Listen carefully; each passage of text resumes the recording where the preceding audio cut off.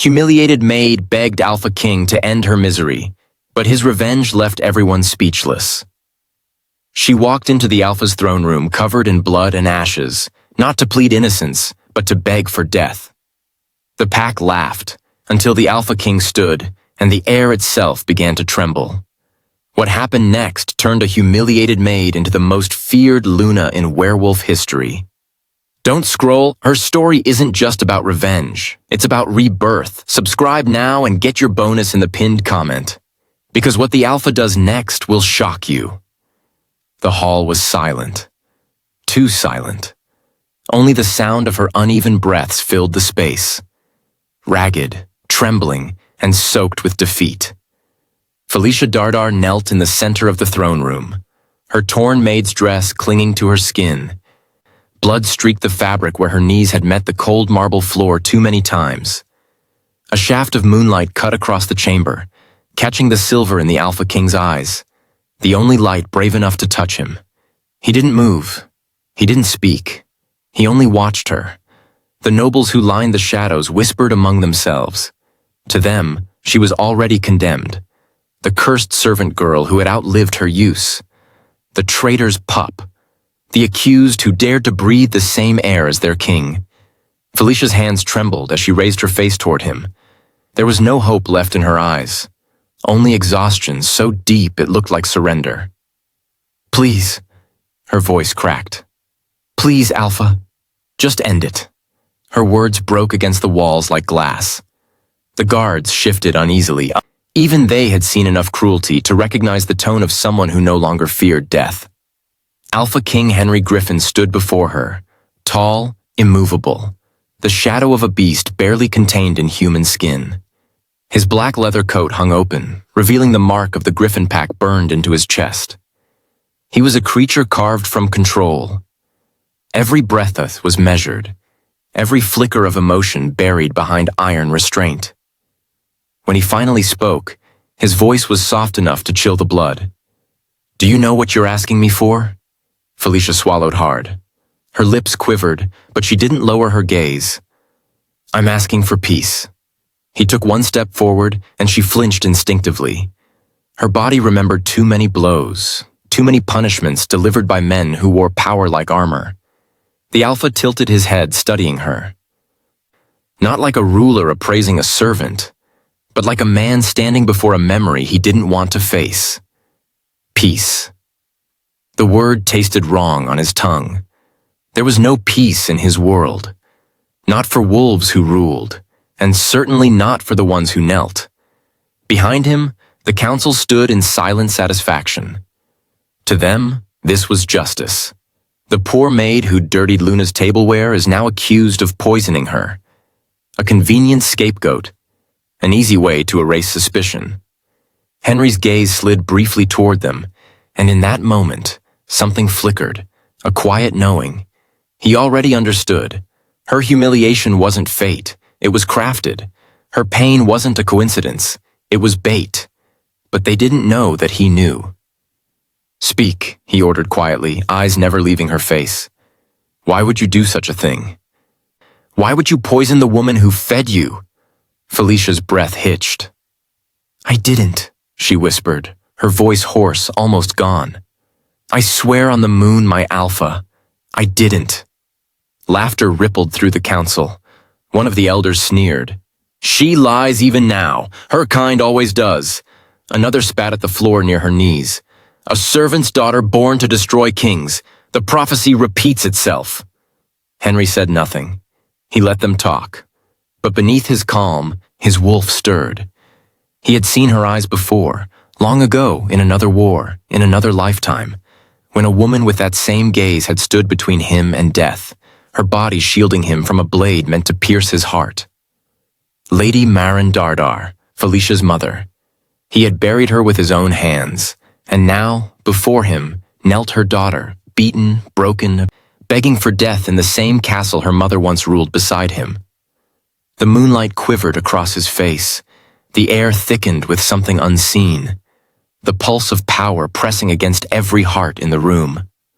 Felicia saw it too. His eyes darkened, gold bleeding into the silver, a dangerous sign. but she misunderstood it for anger directed at her. Tears welled up. "Please, if I must die, let it be quick. I've suffered enough." Henry's jaw tightened. He took another step closer until his boots stopped inches from her blood-stained dress. Her breath faltered. Then silence. For a long moment, nothing moved. The guards didn't breathe. The council watched eagerly, waiting for the final command. And then, in a voice that carried like thunder trapped in a whisper, he said, "You think death is mercy, poor wolf?" Felicia's lips parted, confusion flickering through her pain. "No," he continued, kneeling slowly until his shadow enveloped her completely. "Mercy is watching your enemies beg for what you begged me for." His words didn't sound like comfort. They sounded like a vow. The council shifted uneasily. Some of them exchanged glances, sensing something wrong in the alpha's tone, something colder than rage. Felicia stared at him, breath trembling. She didn't understand. Why wasn't he ordering her execution? Why did his eyes look as if he pitied her and mourned her at the same time? Henry lowered his voice even further, so only she could hear.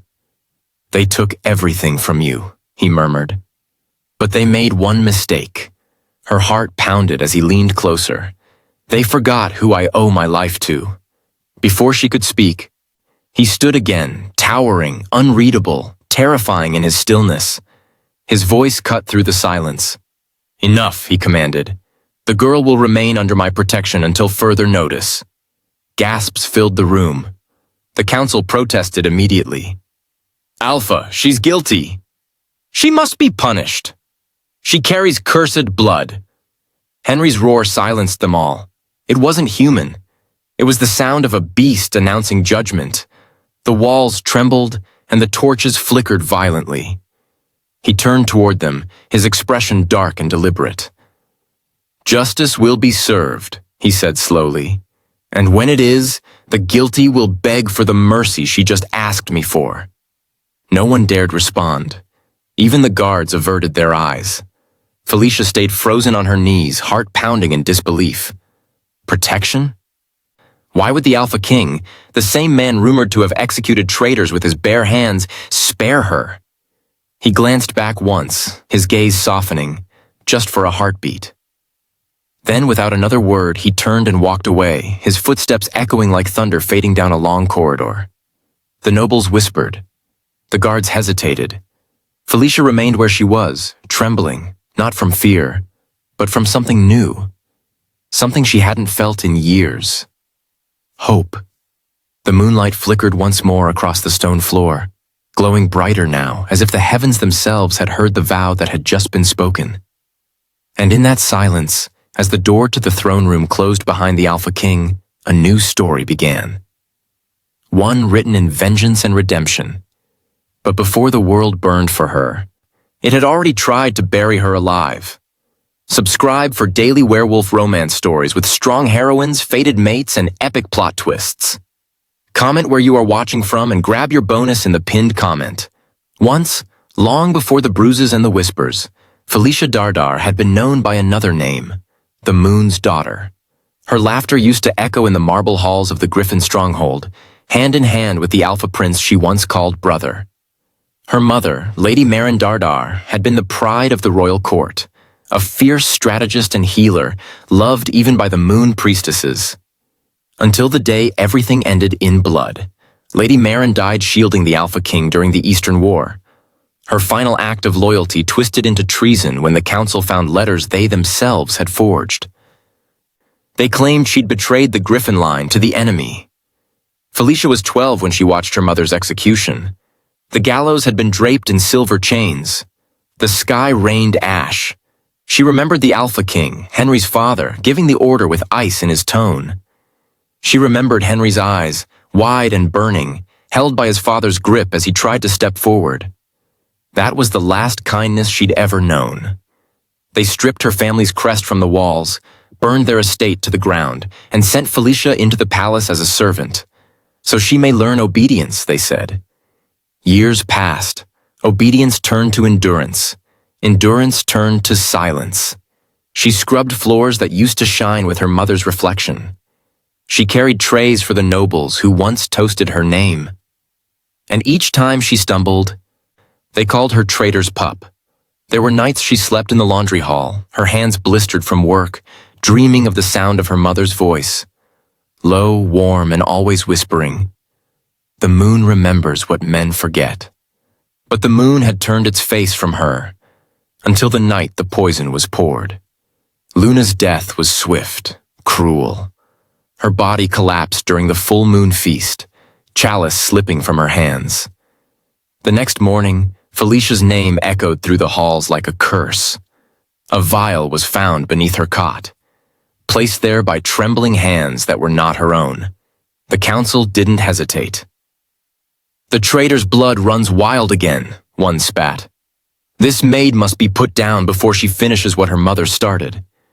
Felicia remembered falling to her knees, her hands tied behind her back, her eyes searching the Alpha's throne. But Henry hadn't been there that day. He was away on border duty, dealing with rogues that had slaughtered his patrol. By the time he returned, Luna's body was already burned, and Felicia had been dragged to the dungeon to await her sentence. Her trial lasted minutes, her screams, hours. What the court didn't know was that Luna's death had nothing to do with Felicia Dardar. Henry's spies had uncovered the truth days too late. Letters exchanged between Luna and Councilman Varick, discussing shipments through rogue Alpha territory. Luna had discovered the councilman's secret trade route, silvered weapons forged for rebels. When she threatened to expose him, Varick silenced her.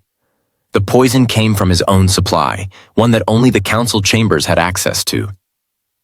But the council's cover-up ran deep. Felicia, the humiliated maid, was the perfect scapegoat. When Henry read the letters in his chamber, something inside him broke, something primal, old as the moon itself. He remembered a field soaked in blood years ago, his young self cornered by rogue wolves, and Lady Marin Dardar throwing herself into the fray to save him. He'd seen her claws cut through beasts twice her size. He'd seen her die smiling, whispering to him the same words her daughter would later echo. "Mercy isn't death, my king. It's truth." And now her daughter knelt before him, whispering the same plea, her voice a cracked echo of the woman who once saved his life. Henry paced his throne room that night, the shadows of the moon cutting jagged lines across his face. His beta, Garen, waited in silence. "You believe she's guilty?" Henry asked, though his voice was a storm contained. "No, my king. The letters are clear, but the council's power runs deep. If you defend her, you'll risk everything your father built." Henry's claws flexed. "Then maybe it's time we burn what my father built." He turned, gaze falling upon the dungeon doors beyond the throne hall. And for the first time in years, the beast within him stirred not for blood, but for justice. When Felicia awoke that night, chains biting into her wrists, she thought she was dreaming. The guards had left. The torches flickered low, and through the silence she heard boots, heavy, deliberate, crossing the stone floor. She lifted her head. The Alpha King stood before her cell, moonlight glinting off his armor. For a long time, neither spoke. Then, in a voice that carried both thunder and sorrow, he said, "You begged me for death." Her voice cracked. "Yes, my lord, that's all I have left to ask for." He crouched, the bars between them casting striped shadows over his face. "Then you've been asking the wrong man." Her breath caught. "Why?" "Because the moon remembers Felicia Dardar."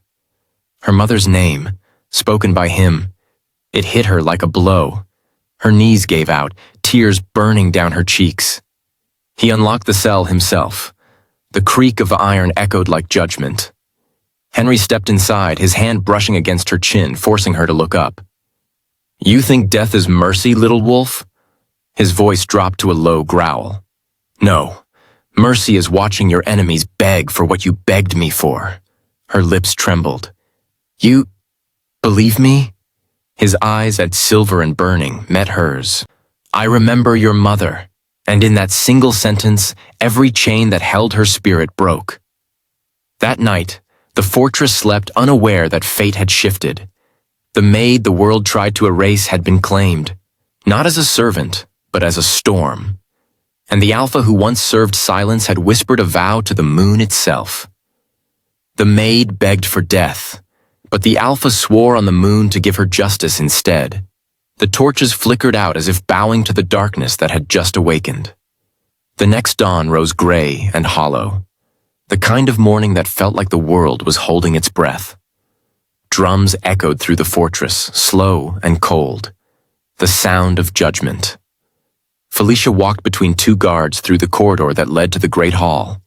Chains circled her wrists, though they no longer felt as heavy as before. The night's memory burned in her chest, the Alpha King's voice, low and certain, swearing justice in the name of the moon.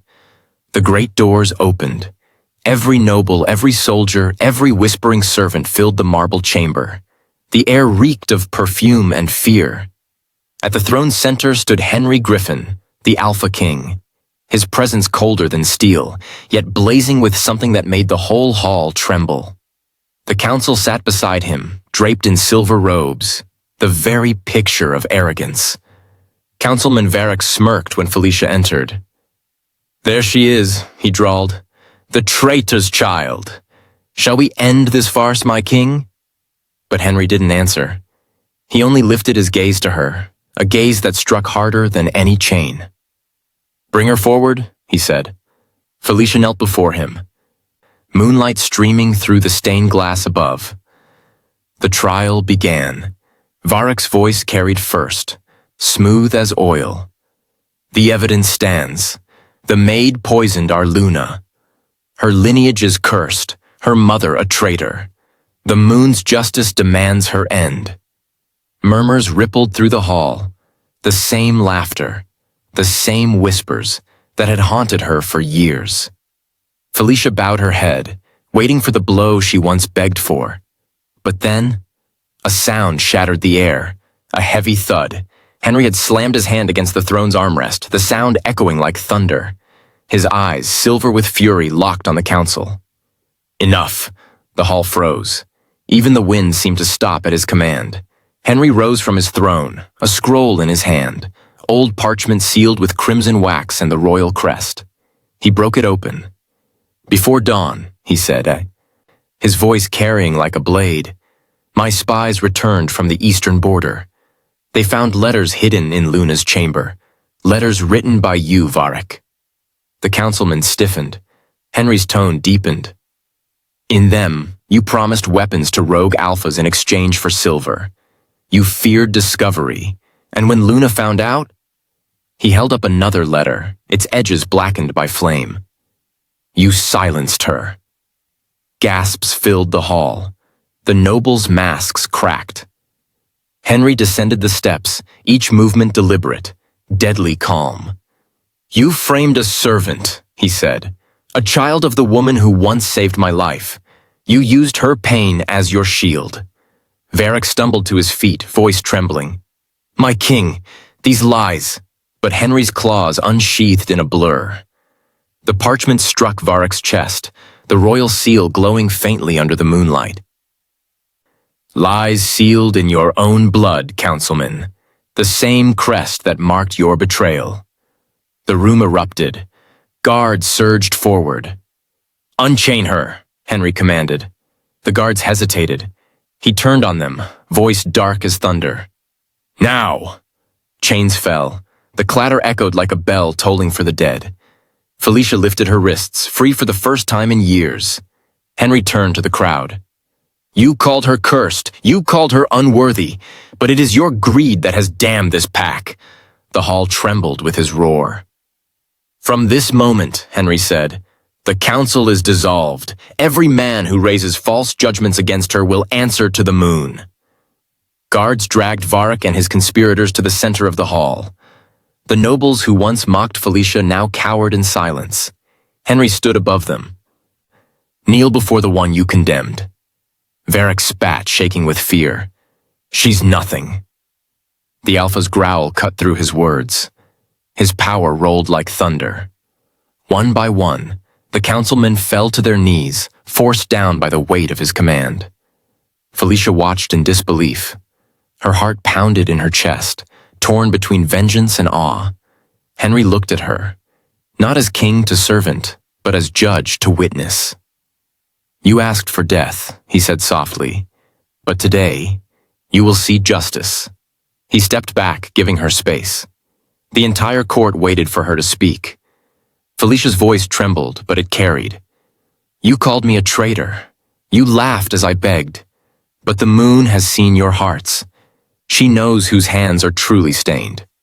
She raised her chin, no longer the maid they'd broken, but the daughter of a name reborn. The air shimmered. Power rippled through her, faint, ancient, like her mother's spirit awakening in her blood. Henry's eyes widened, sensing it too. The moon's mark, a faint silver crescent, glowed on her neck. Gasps spread through the hall. Henry's voice rang like prophecy. "The moon has chosen." He took off his royal crest, a pendant of silver entwined with gold, and placed it around her neck. The symbol gleamed against her skin. "This pack is yours now," he declared. The hall fell silent. Then, one by one, the pack bowed. Even the nobles who once spat her name lowered their heads to the maid who had survived their cruelty. By dusk, the fortress burned with whispers. The humiliated maid had become Luna. The traitor's blood had become divine. Henry's revenge left no corpses, only broken pride, stripped titles, and a silence that spread across the north like a curse. Those who mocked her vanished, one by one, swallowed by the same shadows that once hid her suffering. The Griffin pack had witnessed the moon's justice, and none dared speak against it.